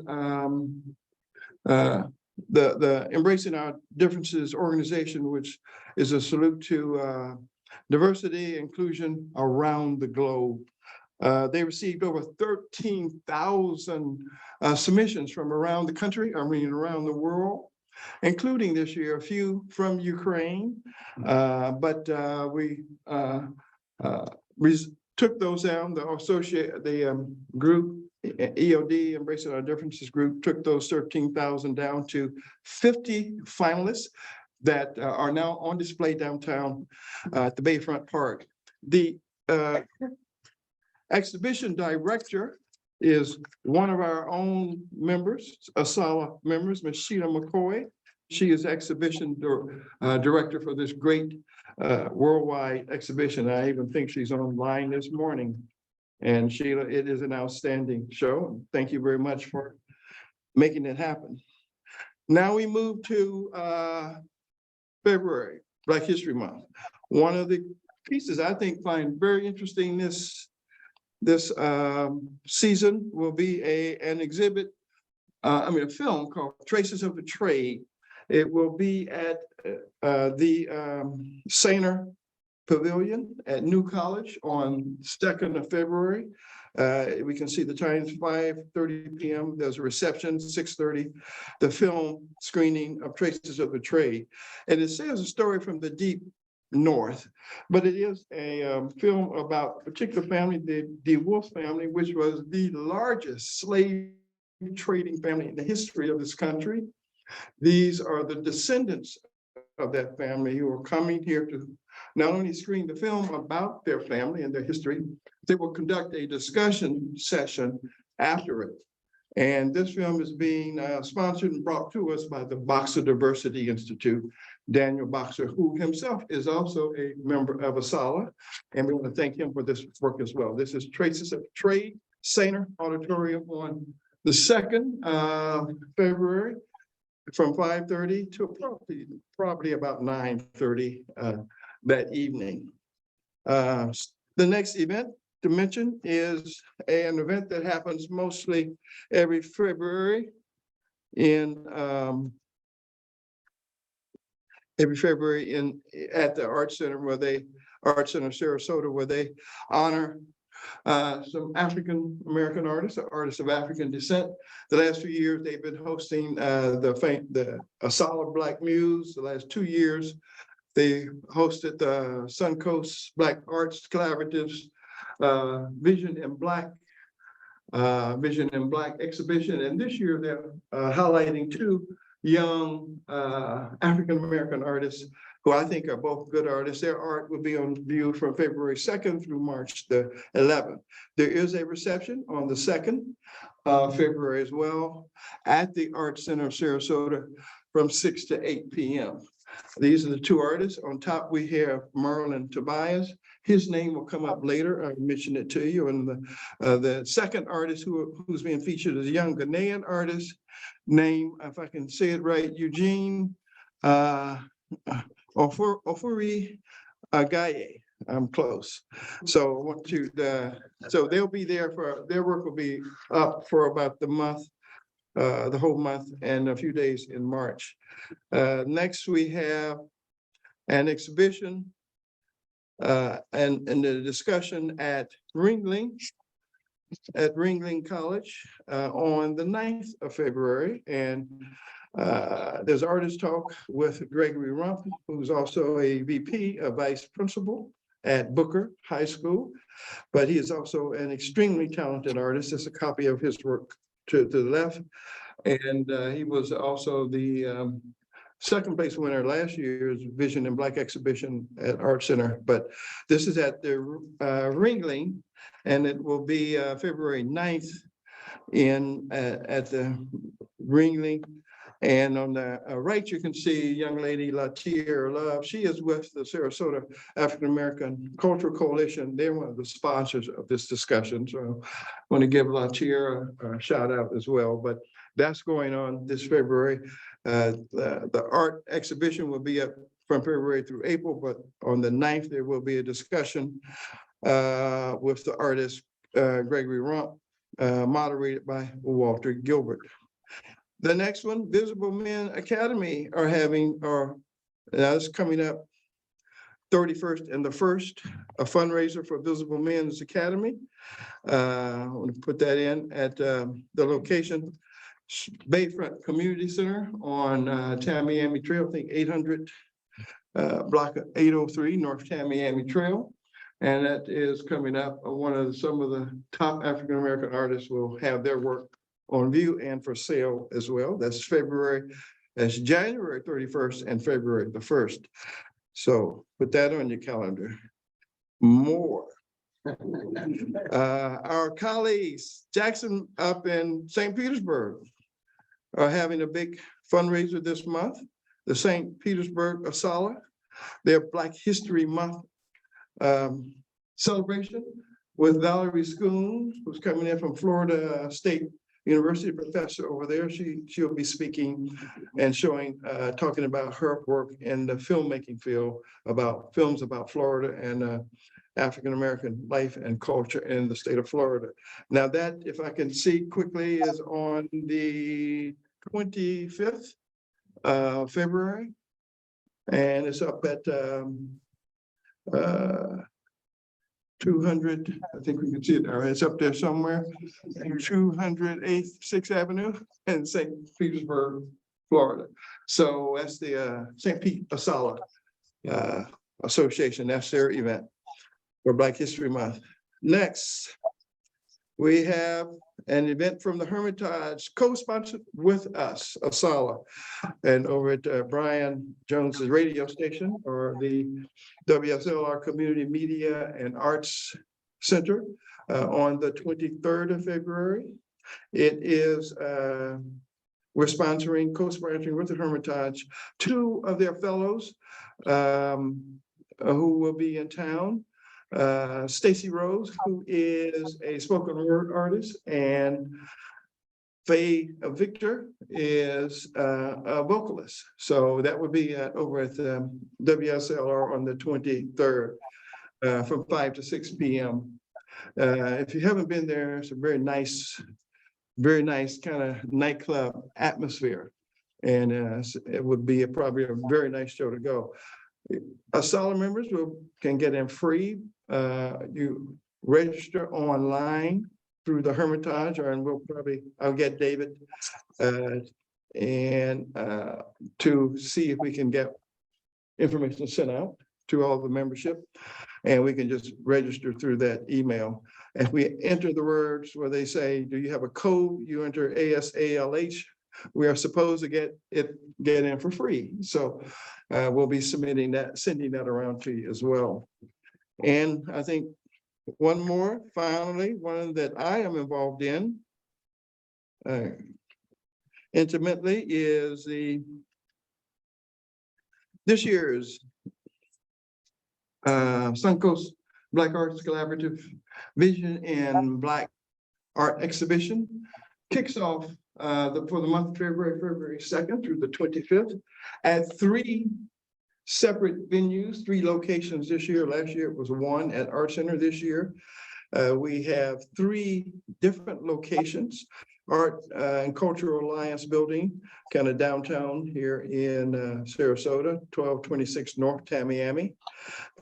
We will have another venue at the Manatee Performing Arts Center in 3rd Avenue West in Bradenton, downtown Bradenton. And the third venue is Art Advocate That's at 3501 South Tamiami Trail. And that's the crossing at the Siesta Mall. All three are running simultaneously. We had in this exhibition, we have over 104 pieces of art that were selected to present to this community from over 54 Florida artists this year. So we have split the exhibitions into these three venues. Each one has their own reception. The first reception is on the 2nd of February from 5:30 to 7:30 at Art and Cultural Alliance. The second reception will be the next day on the 3rd of February at Manatee Performing Arts Center. And the third reception will be at Arts Advocate down at the Siesta Mall. These are examples. These are the three winners that were selected by the judges and each location has a first, second, and third place award winner. The one on the right is called Reunion. I think that one will be at Art Alliance Building. The one on the left is Reunion. The one on the right is called Soft Stones. That'll be presented at Manatee Performing Arts Center. The one in the bottom is called Birth of a Child, and that'll be presented as an Arts Advocate. So we had a lot of different artists participate, submit, with the selection of over 104 pieces of art being submitted. We'll website, make sure our website has this up. And these shows run until the 25th of February. So rushing through all of this, it's a lot going on during the month of February, but this is the 1 month of the year, cut it off. 1 month of the year that we have opportunities to show our art, as much art as we can get on the screen. So thank you very much for listening. That's our report. The question, Jess. Mike. I have a comment. I have a comment also. First, please, many of these programs and gallery openings are now on the Minnesota Asala calendar on the website, along with links to find out more about the events or buy tickets where there's tickets involved. I heard a question online. Yes.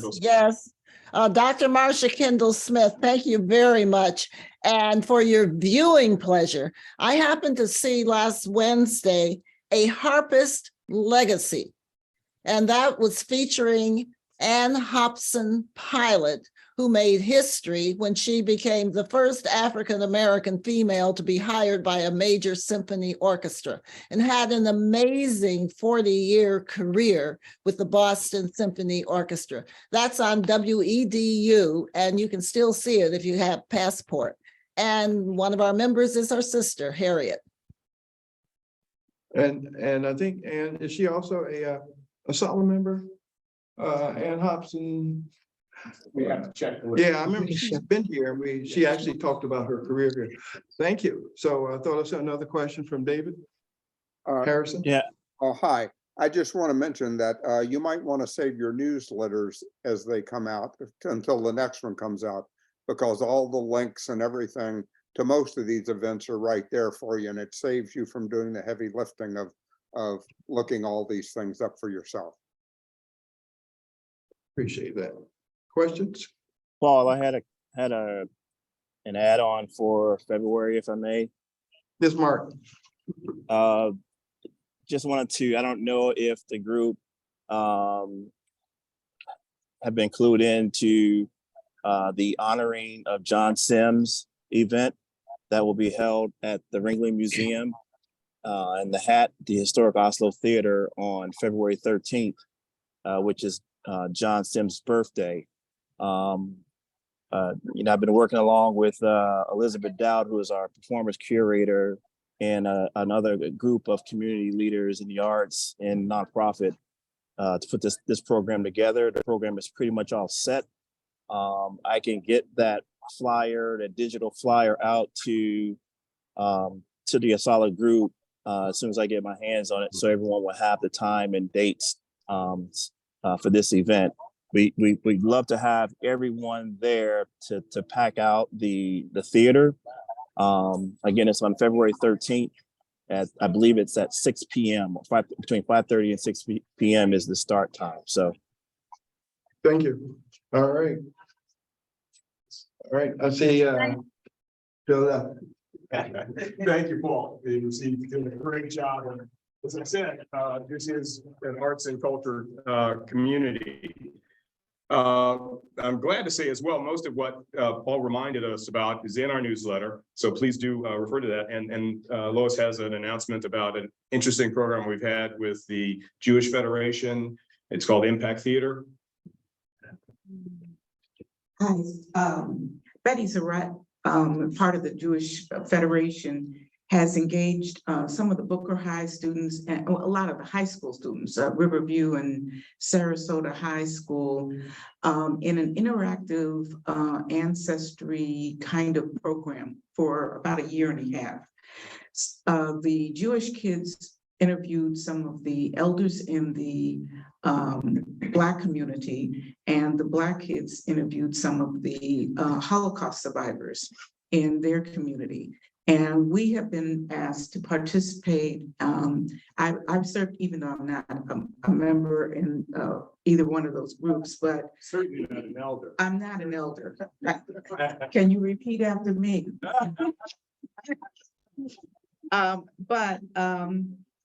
The Sarasota Arts Museum is sponsoring the actual reflections on the year at Sunday, February 12th. And their students will have painted some of the pictures. I don't know exactly which elders they painted, but they want us to come over Sunday afternoon from 2, it will be finished by 4. You'll see the whole video of their interactions during the course of the year. It's free. It's at the second Sunday of every month is free Sunday. So you get to see all of the new exhibits and things going on there. So I wanted to mention it because I will be there. I don't know if any of us will be a part of that, but I don't think it was in the newsletter.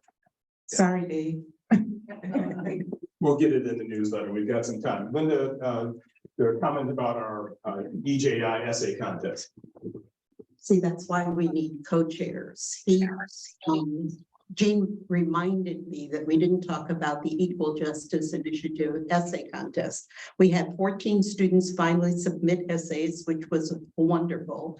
It's part of Minnesota Remembers, and I don't know if you're familiar with that, but Minnesota Remembers is a program that's sponsored through EJI to bring a memorial marker locally to recognize our ancestors that were lynched. We also do a soil collection, but part of that is a youth essay contest. And we did have 14 students submit essays. We think at this time, there's going to be a recognition and celebration of them on March 31st, but you'll get more information when that's finalized. It should be at the new college. We say they have funding for it. Now we just need to make sure it happens at the new college. If not, there might be a different venue. I hope I covered everything because this meeting's running a little short. Here, David. All right. All right. It is indeed, but we've got some important stuff to cover. So Dan and Litton Boxer are members. So I want to be sure that we don't exclude our dear friend Litton as a member of our organization. Members at large. Mike, do you have anything? Fred, I don't know if Fred White's on. Members at large, anything in addition? Just a quick thing. Hi, I'm Mike Weddle, and I'm super honored for being part of this committee group. As one of my things that I took on was updating the calendar. It's on the website, and the intention. This was with a lot of help from Marianne, a lot of patience from Marianne. I know there are mistakes that I made, so please let me know. But we want meetings, we want community events, And we want deadlines, like the scholarship application deadlines, to be on the calendar. So please send content to me. The education committee meetings are now on the calendar because it's a committee meeting. We don't have a place or a Zoom link or anything like that. It's not for the public, it's for committee members. But if the other committees, arts and culture and scholarships, if they want their meetings on the calendar, just as a reminder, we'll put those up. So any content, please send that to me. Thanks. And our last committee report, I think I saw Harriet on, she was traveling, but hopefully she zoomed in for, there she is, our scholarship committee. Yeah. Good afternoon, Mary. Hi, good morning, good morning. I'll make it very brief. Almost afternoon now. Yes, the committee is a wonderful committee, active and doing a great job receiving new applications. Looking forward to another wonderful group like we had last cycle. So again, the deadline is February 15th, so they're trickling in, but we know that we're going to have a good number again.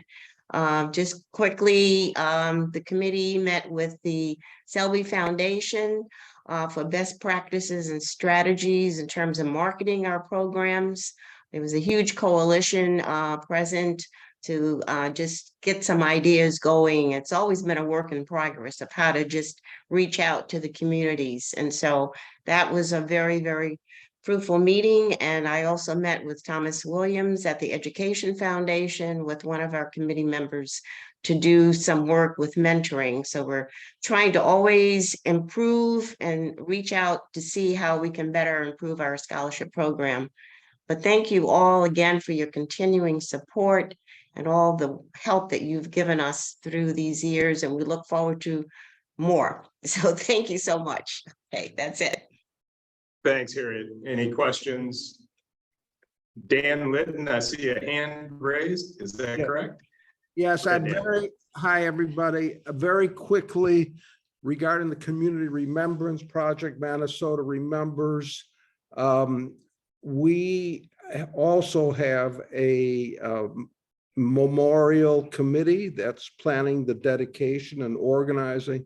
And we are honored that the chair will be Dr. Carol Sheffield, who has graciously agreed to be the chairman. So, and then of the historical marker. So we hope to get the historical marker in the next 3 months, because that's how long it takes for EJI to make it. And we will hope to have either the dedication ceremony late spring or if not early autumn. Don't forget about Traces of the Oh, yeah, and Traces of the Trade. It was Paul very kindly talked about it. We are actually completely, if you will, sold out. We have a waiting list. If you go on Eventbrite, it should be an incredible evening. It's free. It's free. Thank you. We're trying to get out. Yeah. Thanks, Dan and Litton. And it was a bit garbled because of the Wi-Fi problem. The announcement that Dr. Carol Sheffield will be the guest speaker at the Memorial Remembrance Celebration. No. In charge. Yeah. It was really garbled. Carol corrects me. She ain't making no speech. She's the head of the committee. Thank you, Carol. All right. I see Queen's hand. Yes, please. Just really quickly, the date for the Minnesota Remembers, the EJI essay contest at New College is the 30th, March 30th, not the 31st. And then also, we also have a bunch of Black History Month events happening at New College.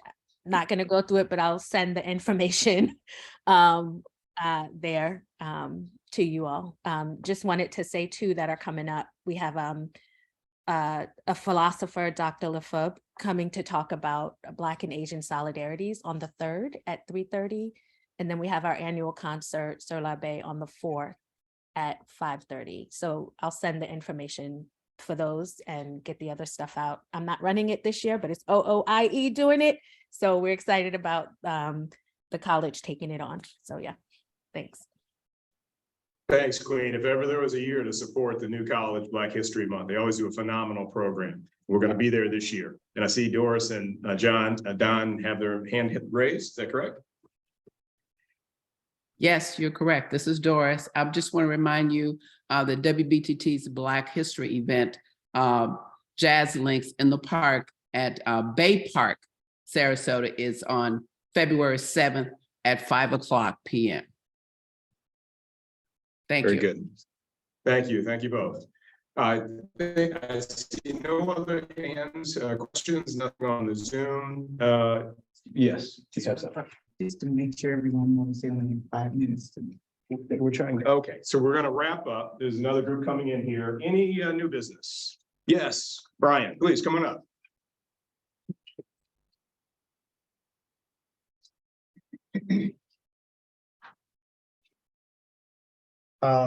Just really quickly, I'm now speaking from my capacity as one of the board directors for WSLR in Fogartyville. There is an opportunity on the 25th of February, 2 opportunities, in fact, one from 11 to 12, the other from 4 to 7 for programming. The programming can involve, could be music, obviously it could be a discussion about the Freedom School. There is space in the program for ASALH to be able to have a presentation on the radio at WSLR. So theoretically, there are about 10,000 people listening every day. And then we have another event coming up on the 18th. There's a film that's being screened through the Southern Circuit screening process. WSLR is hosting the film Hazing. And I think there are 2 members of ASALH whose son-in-law directed the film, Jim and Priscilla Crummell. So I literally got this as a message. I have not met them, but we're interested in having them come. I think their son-in-law is coming to present his film. Again, so these, you can reach out to me, or you can certainly get in touch with the general manager at WSLR directly. So we've got space to be on the air and have an opportunity to present ideas. So excellent. We'll do that. Thanks, Brian. All right, so we're going to wrap up seriously now for the 3rd time. I see no new business, old business. I do want to remind all of us that we handed these out for information, but also if you know children 3rd to 12th grade who would commit to the 10-week pilot, this is going to close pretty quickly. The enrollment is obviously controlled for the reasons I described. And the volunteer sign-up sheet, which is covered up by this other document, so let's please uncover that. Please come up here and take that before you leave, because we do need volunteers if this program's going to work. We've got the funding, we've got the curriculum, we need volunteers. So if there's nothing else, no other business, I'll entertain a motion. I don't see anything on the Zoom. Lois, do you see any hands I've missed? Entertain a motion to adjourn. Moved and seconded. All in favor? We adjourn. Thank you. Thank you all for joining us. Sorry we ran over. We had the installation today. We won't do this to you in February, I promise. Famous last words. We'll leave the Zoom open for a bit for you all to visit. Thank you.